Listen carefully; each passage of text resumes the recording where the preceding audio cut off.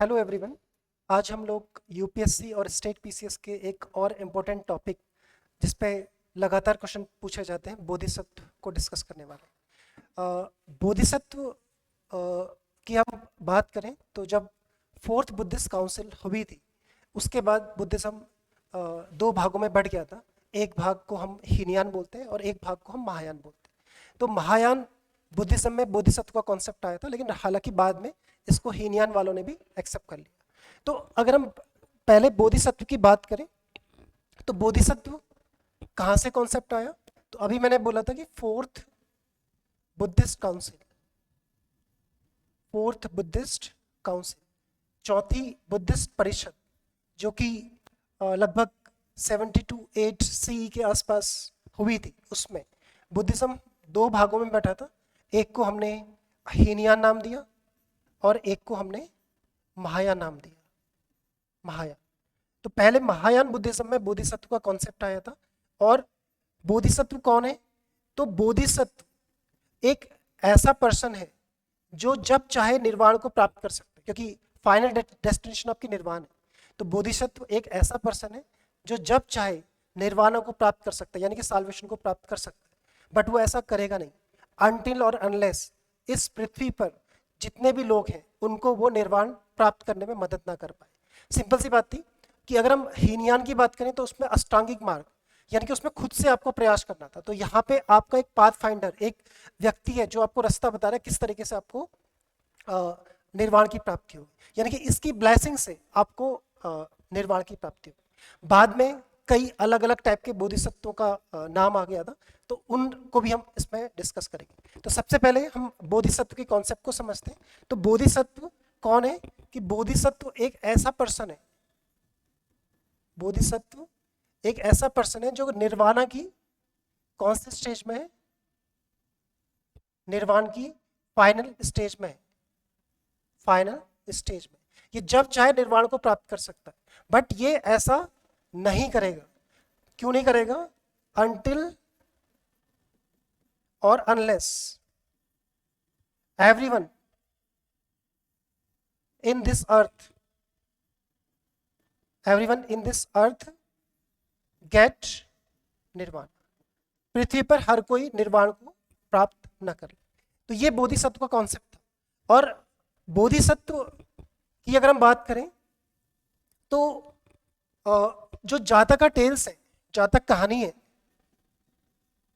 जातका टेल्स, उसमें भगवान बुद्ध के 547 प्रीवियस बर्थ के बारे में बताया हुआ है। प्रीवियस बर्थ के बारे में बताया हुआ है। और हर प्रीवियस बर्थ में उन्होंने वो एक बोधिसत्व के रूप में आए और उन्होंने बुद्ध बनने की कोशिश करी, लेकिन वो नहीं बन पाए। उसका जो कारण था, उसका कारण था परफेक्शन, क्योंकि उन्होंने वो सारे परफेक्शंस को अचीव नहीं किया जो किसी बोधिसत्व को निर्वाण प्राप्ति के लिए करने चाहिए। तो उन परफेक्शंस को क्या बोला जाता है बुद्धिज्म में? इस पे भी यूपीएससी ने क्वेश्चन पूछा है। उनको बुद्धिज्म में पारामितास बोला जाता है।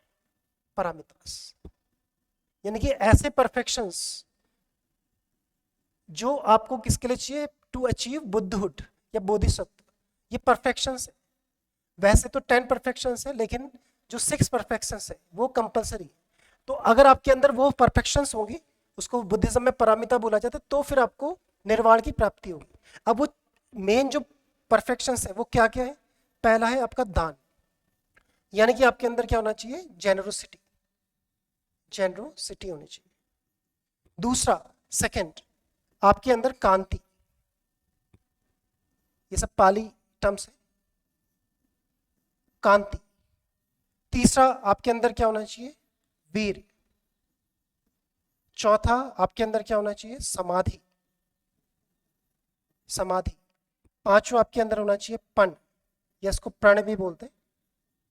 और जो आपका लास्ट है वो है आपका शील, यानी कि मॉरलिटी, शील।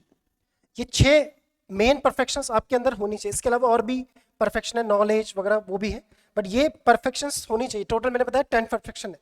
तो ये अगर आपके अंदर ये परफेक्शंस होंगी तो फिर आप अचीव कर सकते हो बुद्धहुड को, निर्वाण की ओर को, यानी कि आप भी उस चीज को अचीव कर सकते हो जो भगवान बुद्ध ने बताया था। तो ये सब महायान बुद्धिज्म में कॉन्सेप्ट आया था। जैसे कांति का मीन्स यहाँ पे था आपका पेशेंस यानी कि धैर्य, वीर का मीन्स डेलिजेंस या फिर एफर्ट प्रयास, समाधि यानी कि कंसंट्रेशन, कंसंट्रेशन यहाँ पे आपका विजडम, और सील का मतलब मोरलिटी, नैतिक आचरण। तो अगर आप ये सब चीजें करते हो तो आप भी उस स्टेज में पहुंच जाओगे जिस स्टेज में भगवान बुद्ध पहुंचे थे। तो हर प्रीवियस जन्म में उन्होंने कोशिश करी थी, लेकिन कोई ना कोई क्वालिटी से वो वंचित रह जाते थे, इसलिए उन्होंने बुद्धहुड को प्राप्त नहीं कर पाया। तो यानी कि हर बार बोधिसत्व ने वो कोशिश करी थी। तो यानी कि बोधिसत्व ऐसे पर्सन है जो निर्वाण की फाइनल स्टेज में है, बट वो ऐसा नहीं करेंगे अनटिल और अनलेस जब तक उनको वो पूरी पृथ्वी पर लोगों को निर्वाण प्राप्ति ना करा दे, दुखों से मुक्ति ना करा दे। तो ये एक इंपॉर्टेंट कॉन्सेप्ट था महायान बुद्धिज्म का। हालांकि अब इसे वज्रयान या फिर हीनयान उस सब में भी इसको अपना लिया गया। अब देखिए, जो ये तो मैंने बताया पैरामीटर्स, 10 पैरामीटर्स, लेकिन जो बोधिसत्व है उनके अंदर कुछ ना कुछ क्वालिटीज होनी चाहिए। वो क्वालिटीज क्या होनी चाहिए? तो अगर हम देखें तो बोधिसत्व के अंदर 4 गुण होने चाहिए। उन 4 गुणों में पहला जो गुण है मैत्री। मैत्री का मतलब आपको क्या करना है, सभी प्राणियों के प्रति, चाहे वो आपके मनुष्य हो या फिर पशु पक्षी हो, सभी प्राणियों के प्रति, पेड़ पौधे के प्रति आपको मैत्री का भाव रखना है। दूसरा आपका क्या है, करुणा। करुणा का मतलब कंपैशन, यानी कि आपको क्या करना है, सभी प्राणी मात्र के प्रति दया का भाव रखना है, चाहे वो कैसे भी हो। जैसे अगर आप देखें भगवान बुद्ध और अंगुलीमाल की स्टोरी, तो अंगुलीमाल के सामने जब भगवान बुद्ध गए थे तो उनके मन में कोई डर नहीं था, उसके लिए उनके में करुणा थी। ऐसी अगर एक स्टोरी आप देखेंगे तो जब भगवान बुद्ध पहली बार ज्ञान प्राप्ति के बाद अपने घर पे जाते तो उनका जो भाई था देवदत्त, एक पागल हाथी को उनके रास्ते पे छोड़ देता, लेकिन भगवान बुद्ध डरते नहीं और वो हाथी उनके सामने आके झुक जाता है। तो करुणा यानी कि हर प्राणी मात्र के प्रति करुणा की भाव आपका होना चाहिए। नेक्स्ट है मुदिता। मुदिता का मीन्स हैप्पीनेस, यानी कि आपको हर प्राणी को देख के आपके अंदर एक खुशी होनी चाहिए। ये नहीं कि कोई अगर कुरूप है या कोई अच्छा नहीं दिखता आप उसकी मजाक बना रहे, आपके अंदर हर किसी से, क्योंकि उसको इंसान ने, उसको ईश्वर ने बनाया है, तो इसलिए आपको हर वक्त एक खुशनुमा माहौल क्रिएट करना चाहिए। लास्ट में है उपेक्षा। आपको उन चीजों को, उपेक्षा का मतलब है कि यानी कि अनासक्ति।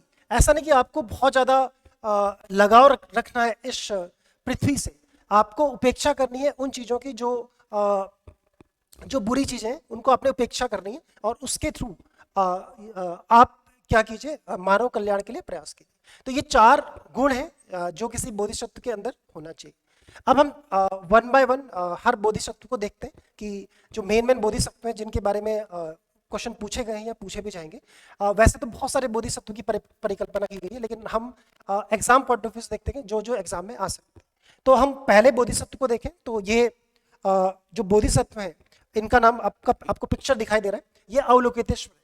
तो अवलोकितेश्वर, इनके बारे में मैं आपको बताऊं, अवलोकितेश्वर इनका एक दूसरा नाम भी है, इनको पद्म पानी भी बोला जाता है। तो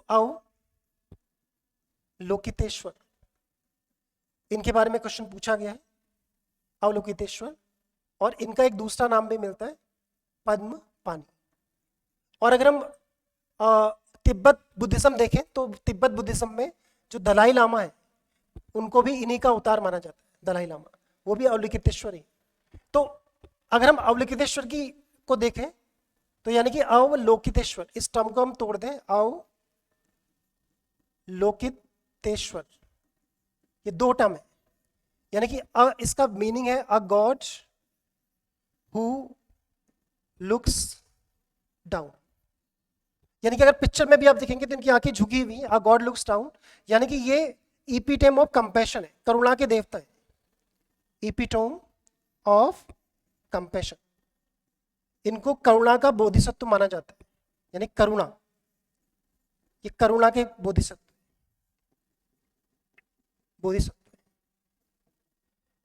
अब देखिए, इनको पद्म पानी क्यों बोला जाता है? पद्म पानी इसलिए बोला जाता है क्योंकि इनके हाथ में कमल है, lotus bird, lotus bird in his hand, उनके हाथ में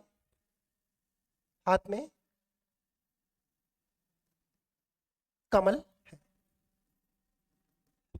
और अब देखिए, अगर हम इनको देखें नॉर्मली, इनके एक हाथ में, इस हाथ में लोटस बर्ड है, लोटस बर्ड, और एक हाथ में इनके चिंतामणि है, एक मणि है जिसको चिंतामणि बोलते हैं, चिंतामणि, एक ब्लू कलर की यानी कि नीले रंग की मणि है। उस इसको क्या बोला जाता है, ये जो चिंतामणि है, इससे आपको जो भी चीज चाहो, यानी कि जो भी आप विश करो, उन विशों को ये क्या करेगी, पूरा करेगी कंप्लीट, लोटस। और इनकी अगर आप पिक्चर्स को देखोगे, देखिए इनकी जो आंखें हैं झुकी हुई हैं, हाथ में इनके कमल है, और एक हाथ में इनकी चिंतामणि है, गले में इन्होंने पहना हुआ है एक हार टाइप का मुकुट है, आंखें झुकी हुई हैं। कई जगह पे इनको महिला बोधिसत्व के रूप में भी ट्रीट किया जाता है, लेकिन हम लोग भारतीय परंपरा में इनको पुरुष ही माना जाता है। और ये इनका मेन जो गुण है वो करुणा है। अगर आप अजंता गुफा नंबर 1 में जाओगे तो वहां पे आपको इन्हीं की फोटो मिलेगी, अजंता गुफा नंबर 1, केव नंबर 1, गुफा नंबर 1, वहां भी आपको ये अवलोकितेश्वर यानी कि पद्मपानी बोधिसत्व की मूर्ति मिली। अभी जैसे मैंने बताया लामा, दलाई लामा जो तिब्बत परंपरा है, उसमें जो दलाई लामा है वो किसके अवतार है, वो अवलोकितेश्वर के ही अवतार है, अवलोकितेश्वर के अवतार। इस तरीके से अगर हम देखें तो अवलोकितेश्वर पहले बोधिसत्व थे, और ये काफी फेमस है। अगर आप अजंता, एलोरा, कन्हेरी कहीं गुफाओं में जाओगे तो बुद्ध के साथ आपको अवलोकितेश्वर, वज्रपाणी और जो मंजूश्री है वो जो बोधिसत्व है वो आपको देखने के लिए मिले। तो ये पहले बोधिसत्व थे अवलोकितेश्वर, जिनके बारे में हमने डिस्कस किया है। इसके बाद अगर हम नेक्स्ट जो बोधिसत्व है उनको देखें तो मैत्रेय। देखिए मैत्रेय ये यूपीएससी 2018 में पूछा गया क्वेश्चन है। तो मैत्रेय की अगर हम बात करें, दूसरे बोधिसत्व इंपॉर्टेंट है एग्जाम के पॉइंट ऑफ व्यू से, मैत्रेय, मैत्रेय। तो मैत्रेय की बात करें तो इनको फ्यूचर बुद्धा भी बोला जाता है, फ्यूचर बुद्धा। फ्यूचर बुद्धा का मतलब ये आने वाले बुद्ध हैं, भविष्य के बुद्ध हैं, भविष्य के बुद्ध हैं। और अगर हम चाइनीज परंपरा में देखें, चीनी परंपरा में, तो वहां पे इनको लाफिंग बुद्धा, लाफिंग बुद्धा के नाम से जाना जाता है, जो आप आज इंडिया में भी काफी फेमस, उनकी मूर्तियां रखी जाती हैं। खासकर ऑफिस वगैरह में ऐसा माना जाता है कि पैसे को अट्रैक्ट करने के लिए वो मूर्तियां इंपॉर्टेंट है। और अगर हम मैत्रेय की बात करें, मैत्रेय का जब आप किसी भी गुफा वगैरह में जाओगे तो मैत्रेय काफी फेमस बोधिसत्व है। तो इनके अगर आप देखेंगे तो इनके एक हाथ में आपको वेस दिखेगा, वेस का मीन्स फूलदान जिसको हम बोलते हैं, फूलदान, ये दिखेगा उन मूर्तियों को। तो आप समझ जाइएगा कि जिस हाथ में भी इनके हाथ में फूलदान दिखेगा तो समझ जाइए कि ये आपके मैत्रेय बुद्धा है।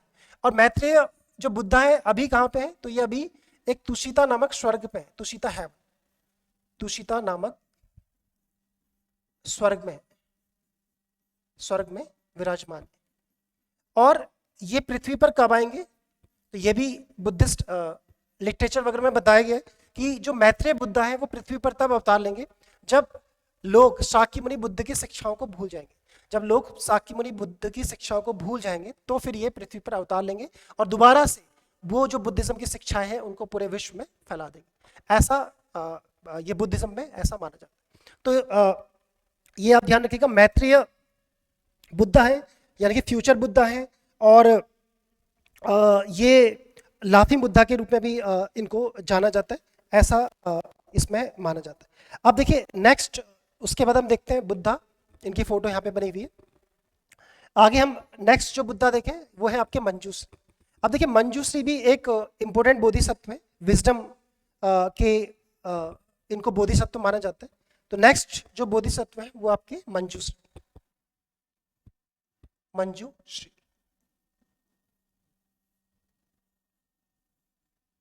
देखिए मंजूश्री विजडम यानी कि गॉड ऑफ विजडम माना जाता है। मंजूश्री की जब भी आपको कोई मूर्ति दिखेगी, अगर आप केव्स में जाओगे तो इनके एक हाथ में आपको एक फायरिंग शॉट दिखेगी, जलती हुई तलवार, फायरिंग शॉट यानी कि एक तलवार दिखेगी जिसमें आग की लपटें निकलती होंगी, और एक हाथ में इनके एक लोटस होगा, कमल होगा, खिलता हुआ कमल, और उसके ऊपर एक पुस्तक रखी होगी, एक बुक रखी होगी जिसका नाम है प्रज्ञा पारमिता सूत्र। प्रज्ञा पारमिता सूत्र, ये महायान बुद्धिज्म की एक इंपॉर्टेंट बुक है। और ये खिलता हुआ कमल, उसी कमल के ऊपर रखी हुई, खिलता हुआ कमल यानी कि ब्लॉसिंग लोटस, उसके ऊपर। तो ये जो जल्दी हुई तलवार है, ये क्या करेगी, आपके अज्ञान का नाश करेगी। तो ये प्रज्ञा पारमिता सूत्र, मैंने बताया कि ये महायान बुद्धिज्म यानी कि महायान जो बुद्धिज्म है उसका एक इम्पोर्टेंट बुक है, जिसमें दो चीज़ों की बात की गई है कि अगर इंसान को निर्वाण प्राप्त करना है तो उसको दो चीज़ों पे काम करना पड़ेगा, एक विजडम और दूसरी इंसाइट। इन दोनों चीज़ों पे, विजडम का मीन्स हो गया बुद्धिमत्ता, और दूसरा आपको क्या करना पड़ेगा, अंतर्दृष्टि।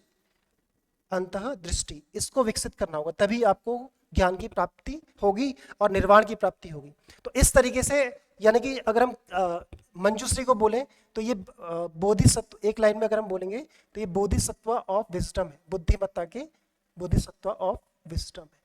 तो ये मंजूश्री आपको मिलेंगे। तो पहले हमने देखे थे अवलोकितेश्वर, फिर हमने मैत्रेय, और तीसरे नंबर पे हमने बोधिसत्व को देखा था। तो बोधिसत्व के बारे में, मंजूश्री बोधिसत्व के बारे में महायान बौद्ध धर्म के सबसे प्रमुख व्यक्तियों में या बोधिसत्व में ये एक है।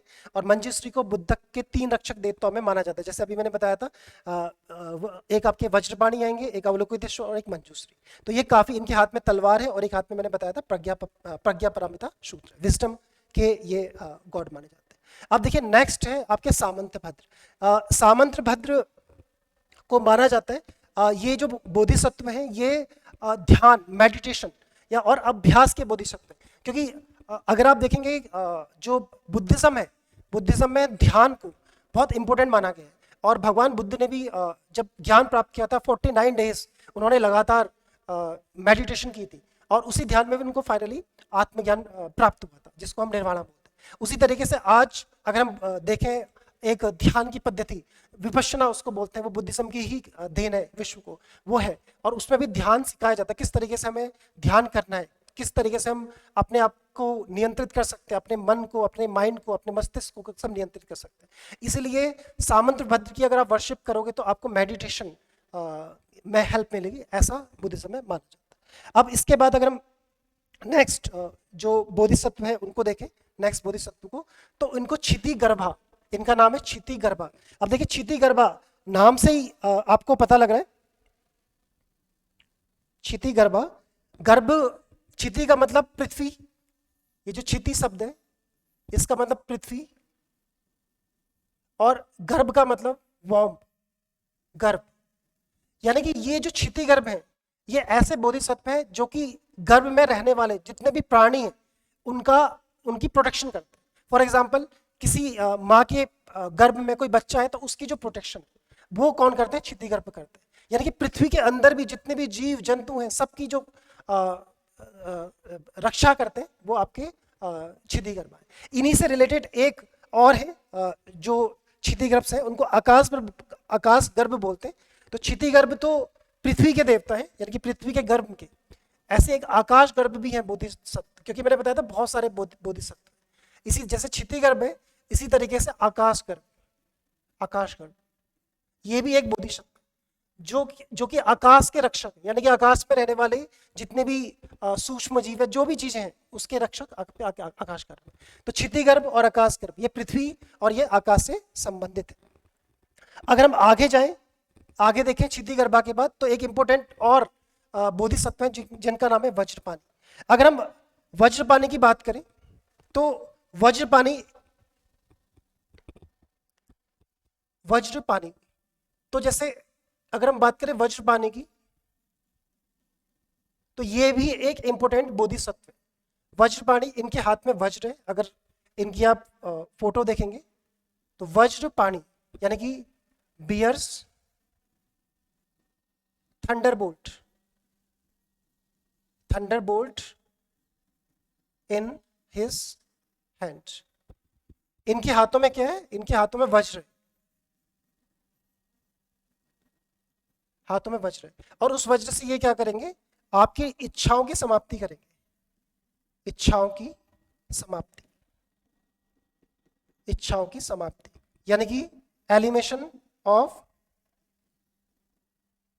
Elimination of desires. क्योंकि देखिए बुद्धिज्म में जो डिजायर्स है उसको दुख का कारण बताया गया है। क्योंकि जब तक डिजायर का एलिमिनेशन नहीं होगा तब तक इच्छाओं का सॉरी जब तक इच्छाओं का एलिमिनेशन या डिजायर्स का एलिमिनेशन नहीं होगा तब तक आपको आपके दुखों का नाश नहीं होगा, तब तक आपको निर्वाण की प्राप्ति नहीं होगी। इसी चीज को भगवान बुद्ध ने बताया था। वो जो अवधारणा है उसको प्रतीत्य समुत्पाद बोलते हैं। तो जो वज्रपाणी है वो क्या करेंगे, अपने वज्र से आपकी जितनी भी इच्छाएं हैं, जो जितनी भी इच्छाएं हैं चाहे वो अच्छी हो बुरी हो, उसको सबको नष्ट करेंगे। क्योंकि जब तक इच्छाएं रहेंगी आप इस जन्म और मृत्यु के चक्र में उलझे रहोगे, उलझे रहोगे, उलझे रहोगे और बार बार जन्म लेते रहोगे। इसी वजह से जो वज्रपाणी है वो एक इंपॉर्टेंट है। और तीन इंपॉर्टेंट डाइटीज है या तीन इंपॉर्टेंट बोधिसत्व हैं जिनको थ्री प्रोटेक्टिव बुद्धा बोधिसत्व बोले जाते हैं। तो थ्री प्रोटेक्टिव बोधिसत्व, ये आपको जब भी आप अजंता एलोरा वगैरह में जाएंगे तो भगवान बुद्ध के आसपास तीन आपको बोधिसत्व हमेशा दिखेंगे अक्सर। और वो है एक आपके अवलोकितेश्वर जो सबसे पहले हमने डिस्कस किए थे, अवलोकितेश्वर। सेकंड मंजूश्री, ये तीनों प्रोटेक्टिव बोला जाता है इनको। और तीसरे हैं आपके अभी जो हमने डिस्कस किया वज्रपाणी, जिनके हाथ में वज्रपाणी, वज्र, ये पावर का भी सिंबल है। वज्र पावर का सिंबल। जैसे अगर हिंदुइज्म में बात करें इंद्र के हाथ में पावर, अवलोकितेश्वर इनको कंपैशन का गॉड माना जाता है या बोधिसत्व माना जाता है। जैसे हिंदुइज्म में अवतारवाद का कॉन्सेप्ट है, सेम ही समझिए कि बोधिसत्व कॉन्सेप्ट ऑफ इनकारनेशन, अवतार। जैसे भगवान बुद्ध के बहुत सारे अवतार हैं, ऐसे भगवान जैसे हिंदुइज्म में भगवान शिव के बहुत सारे अवतार हैं, देवी दुर्गा के बहुत सारे अवतार हैं, ऐसे ही भगवान विष्णु के 10 अवतारों की परिकल्पना की गई। इसी तरीके से बुद्धिज्म में भी अवतारों की परिकल्पना की गई। कंपैशन यानी कि करुणा के ये बोधिसत्व। ये मंजूश्री विजडम, मैंने पीछे डिस्कस किया था, विजडम यानी कि ये किसके हैं, बुद्धिमत्ता के बोधिसत्व है, बुद्धिमत्ता के बोधिसत्व है। और लास्ट वन वज्रपाणी, इनके हाथ में क्या है, वज्र है। तो ये पावर, मैंने बताया पावर शक्ति है। क्योंकि जब आपके अंदर शक्ति होगी तभी आप इच्छाओं को दूर कर सकते हैं। जब इंसान कमजोर होता है तो उसकी बहुत सारी इच्छाएं हों, तो मजबूती आपको प्रदान करेगी। तो इन तीनों को प्रोटेक्टिव बोधिसत्व बोला गया। तीन जो भगवान बुद्ध के आसपास आपको दिखेंगे महायान बुद्धिज्म में, खासकर जब आप गुफाओं में जाएंगे, उन गुफाओं में जहाँ पे। तो देखिए ये नेक्स्ट जो बोधिसत्व है वो है सदा परिभूत। तो सदा परिभूत का मतलब ये ऐसे बोधिसत्व हैं, इनको बहुत अपमानित किया गया था लेकिन फिर भी ये बिल्कुल शांत रहे, इन्होंने किसी का भी उसके अगेंस्ट में कुछ भी नहीं बोला। यानी कि ऐसे बोधिसत्व जिनकी कृपा से आप अपने अपमान को भी सहन करने की क्षमता विकसित कर सकते हो। क्योंकि अपमान को सहना एक बहुत बड़ी बात होती है, और जिसने भी अपमान को सहन कर लिया वो सबसे महान है। भगवान बुद्ध का भी जब भी वो कहीं जाते थे, लोग कई बार उनका बहुत बुरा अपमान करते थे लेकिन वो कभी कुछ नहीं कहते थे। तो इसी तरीके से इनके जीवन में भी इनको बहुत ज्यादा उत्पीड़न हुआ, सब कुछ हुआ, लेकिन इन्होंने अपने इंद्रियों को नियंत्रित करके उस अपमान से मुक्ति पाई और उस स्टेज में पहुंचे जहां इनको निर्वाण प्राप्त हो सकता था। इसके अलावा आकाश गर्भा के बारे में मैंने बताया था। जैसे क्षिति गर्भा है उसी तरीके से आकाश गर्भा, ये आकाश के देवता है, लॉर्ड ऑफ, इनको हम हेवेंस बोल सकते हैं, अंतरिक्ष के। तो इनको बताया गया, जैसे मैंने बताया था क्षिति गर्भ का जुड़वा बोधिसत्व। जैसे क्षिति गर्भा पृथ्वी के लिए थे उसी तरीके से आकाश के लिए कौन है, आकाश गर्भा है। तो ये भी एक इंपॉर्टेंट बोधिसत्व है। अब देखिए बोधिसत्व से रिलेटेड कुछ यूपीएससी ने क्वेश्चन पूछे हैं क्योंकि ये एक इंपॉर्टेंट टॉपिक है। जैसे यहाँ पे पूछा था कि with reference to the religious history of India, consider the following statement. The concept of Bodhisattva is central to the Hinian sect of Buddhism. Bodhisattva is the compassionate one on his way to enlightenment. Bodhisattva delay achieving his own salvation help to sentient being their part to it. तो जैसे पहला था हीनियन में नहीं था, बाद में हालांकि वो भी उसको एक्सेप्ट करते हैं, बट यहाँ पे जो आंसर होगा वो 2 और 3 होगा। क्योंकि सिंपल सी बात है कि ये अपना जो पाथ था उसको वो रोक देते। इसके अलावा with reference to Indian history who among the following the future Buddha, तो 2018 यूपीएससी में पूछा है। सिंपल इसका आंसर है मैत्रेय, इसका आंसर होगा।